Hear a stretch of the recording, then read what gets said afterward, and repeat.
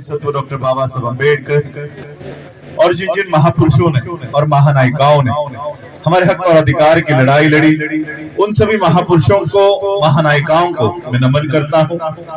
मंच पर उपस्थित वंदनीय बंते जी, मंच पर उपस्थित आज के इस कार्यक्रम के आयोजक अंबेडकर नवयुवक दल पंजाब संस्थापक बंशीलाल प्रेमी जी, आज के इस कार्यक्रम के लिए खास कनाडा से उपस्थित रहे हमारे मेरे खुद के मेंटर चंचल मल जी, हरजिंदर मल जी, सम्मानित साथियों को, मंच पर उपस्थित और यहाँ पर मेरे सामने विराजमान सभी मेरे भाइयों को, बहनों को, माताओं को राजवंश अंबेडकर का जय भीम।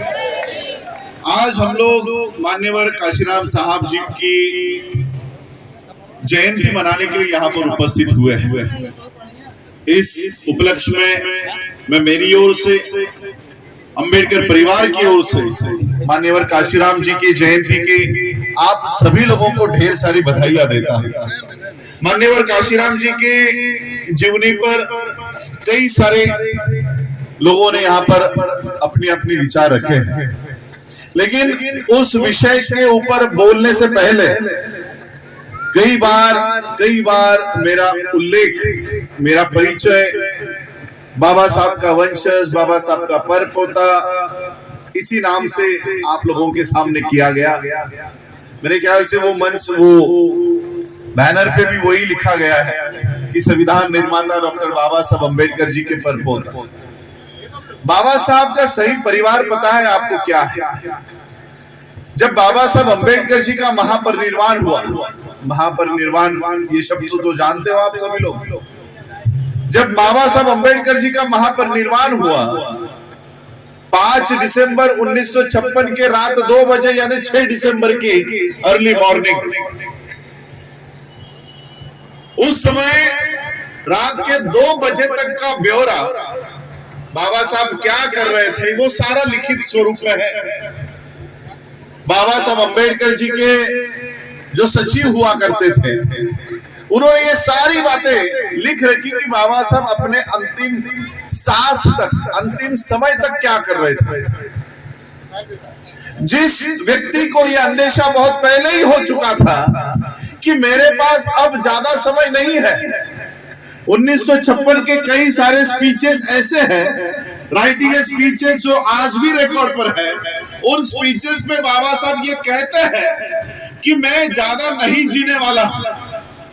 इसी उत्तर प्रदेश के धरती पर 18 मार्च 1956 को बाबा साहब फूट फूट कर रो कर गए। बाबा साहब ये कहते हैं कि जैसे आज आप लोगों ने ये तंबू लगाया है, इस पे कई सारे ये खंबे हैं। बाबा साहब कहते हैं कि मैंने इतने सालों तक मेहनत करके ये तंबू खड़ा किया है और उस तंबू का मैं अकेला ये खांब हूं, ये अकेला बंबू हूं। मुझे डर लगता है कि अगर ये खांब, ये पिलर, ये बंबू गिर गया तो ये मिशन का क्या होगा। बाबा साहब 18 मार्च 1956 को इस आगरा के धरती पर ये भाषण करके गए। इसका मतलब बाबा साहब को ये पता था कि अब मेरे पास ज्यादा समय नहीं है। फिर अंतिम सांस तक बाबा साहब क्या लिख रहे थे? नानक चंद रत्तू 2 बजे तक बाबा साहब अम्बेडकर जी के साथ खड़े थे।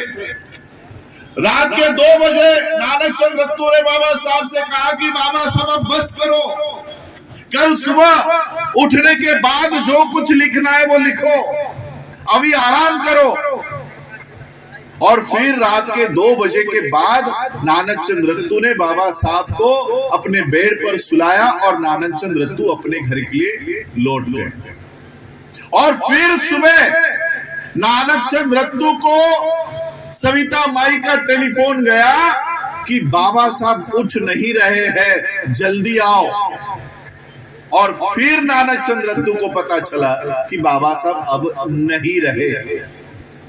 फिर रात के 2 बजे तक बाबा साहब क्या लिख रहे थे? जिस व्यक्ति को यह पता चल चुका था कि मैं अब ज्यादा देर तक नहीं जीने वाला हूं, वो व्यक्ति क्या करेगा? जिस व्यक्ति ने इतना बड़ा मिशन खड़ा किया है, सिद्धार्थ कॉलेज की बिल्डिंग खड़ी की है, आनंद भवन कॉलेज की बिल्डिंग मुंबई में खड़ी की है, बेंगलोर में 9 एकड़ की जमीन खरीद रखी है, अलग अलग राज्यों में जमीनें खरीद रखी है, उस व्यक्ति को यह पता चल जाए कि मैं मरने वाला हूं, तो वो व्यक्ति क्या करेगा? साधारण व्यक्ति होता तो क्या करता? अपनी वसीयत बनाता है ना, जी जी जी, कि मेरी ये जमीन मेरे ये बेटे को, मेरे ये जमीन मेरे ये नेफ्यू को, मेरी ये संपत्ति मेरे इस परिवारजन को, मेरी ये बिल्डिंग मेरे इस परिवारजन को। यही करता है सामान्य व्यक्ति।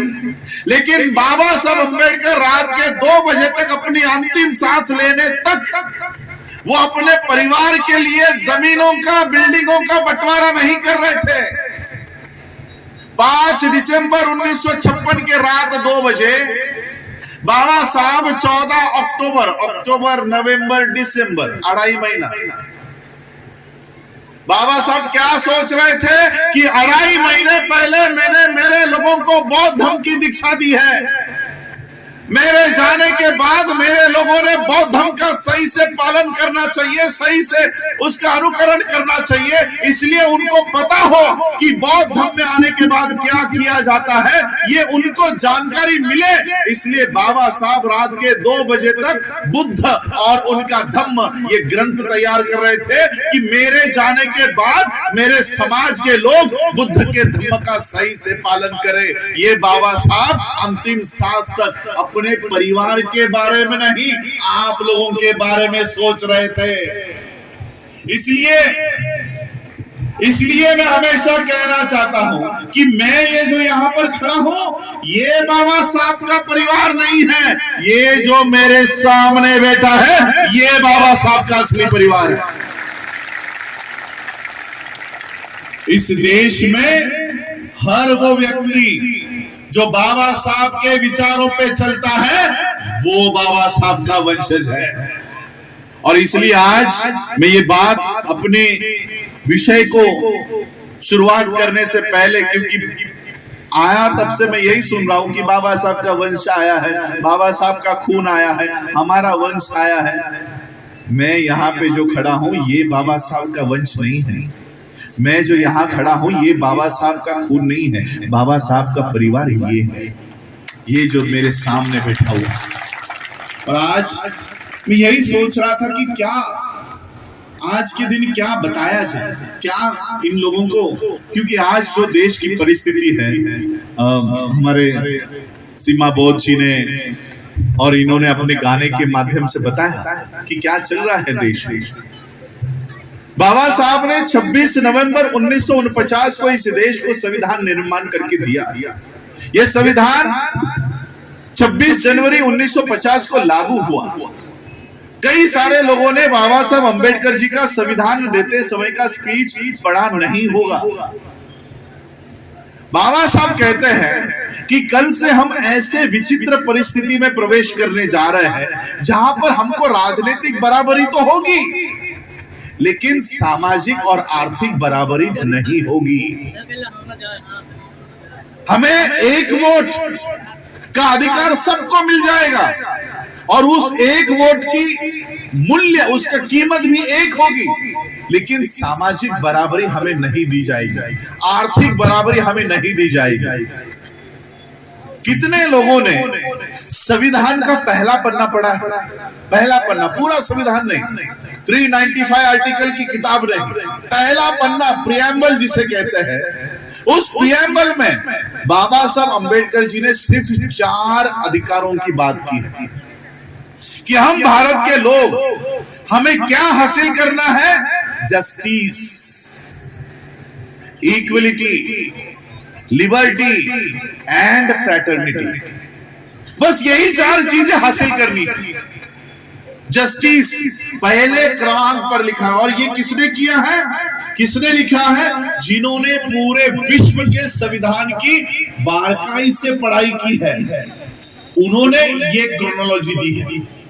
Justice, equality, liberty and fraternity. और जस्टिस भी कौन सा? Social, economical and political. Hindi में कहूंगा न्याय। कौन सा न्याय? सामाजिक, आर्थिक और राजनीतिक न्याय। इस क्रम में न्याय हासिल करना है। ये किन्होंने लिखा है? जिन्होंने पूरे विश्व के संविधान की पढ़ाई करके भारत का संविधान निर्माण किया। और इस भारत के संविधान को पढ़ने के बाद संयुक्त राष्ट्र का सबसे शक्तिशाली व्यक्ति, आज जैसे ट्रंप, आज कनाडा से मैडम आए हैं, कनाडा के ऊपर ट्रंप ने टैक्सेस लगा दिए, इंडिया के ऊपर लगा दिए। ट्रंप ने एक रात में जो सोचेगा वो पूरे विश्व में लागू होता है। उस पोस्ट पर विराजमान बराक ओबामा जब बाबा साहब का लिखा हुआ संविधान पढ़ता है, तब वो कहता है कि इस संविधान निर्माता डॉक्टर बी.आर. अम्बेडकर, डॉक्टर बाबा साहब अम्बेडकर ने अगर हमारे देश में जन्म लिया होता तो हम सूरज का नाम बदलकर उसको अम्बेडकर कर देते। वो बराक ओबामा भारत का संविधान पढ़कर बाबा साहब को सूरज की उपमा देता है। उन बाबा साहब ने भारत में क्या हासिल करने के लिए संविधान बनाया है? न्याय। कौन सा न्याय? सामाजिक, आर्थिक और राजनीतिक न्याय। हमारी सामाजिक न्याय प्राप्त करने के लिए कोई भी लड़ाई नहीं। जो लड़ाई मान्यवर काशीराम जी ने खड़ी की थी सामाजिक न्याय हासिल करने के लिए, वो लड़ाई आज कहीं शुरू नहीं है। आर्थिक न्याय पाने के लिए हमारे पास कोई भी प्रोग्राम नहीं है। हमारे लिए सिर्फ और सिर्फ राजनीतिक न्याय की लड़ाई हम लड़ रहे हैं कि हमें राजनीतिक न्याय चाहिए। हम सिर्फ राजनीतिक न्याय की लड़ाई लड़ रहे हैं और लड़ नहीं रहे हैं, हम इसमें कामयाब भी हुए। इस राजनीतिक न्याय की लड़ाई में हम कामयाब हुए। 131 पोस्ट, 131 भारत के संसद में मेंबर ऑफ पार्लियामेंट, जिसे आप सांसद कहते हो, ये सिर्फ आपके हैं और किसी के नहीं है। ना मुसलमानों के हैं, ना क्रिश्चियनों के हैं, ना सिखों के हैं, ना जैनों के हैं, वो केवल आपके हैं। 131 पूरे संसद में 131 मेंबर ऑफ पार्लियामेंट्स आपके बैठे हुए हैं, शेड्यूल कास्ट के। और पूरे भारत के अलग अलग विधानसभाओं को अगर इकट्ठा किया जाए तो 1500 विधायक ये सिर्फ आपके हैं। रिजर्व पोस्ट की, रिजर्वेशन के सीट्स पर जीतकर बैठे हुए लोग हैं। इतनी बड़ी राजनीतिक लड़ाई, इतनी बड़ी राजनीतिक प्राप्ति और किसी को है? क्या कोई क्रिश्चियन बोल सकता है कि हमारे 10 सांसद हैं, 50 सांसद हैं? क्या कोई सिख बोल सकता है? लेकिन आप बोल सकते हो कि हमारे 131। बिना सामाजिक और आर्थिक न्याय की लड़ाई लड़े हमने डायरेक्टली क्या हासिल कर लिया? राजनीतिक न्याय। अब ये राजनीतिक न्याय हमारे क्या काम का है, यह मैं आपको समझाना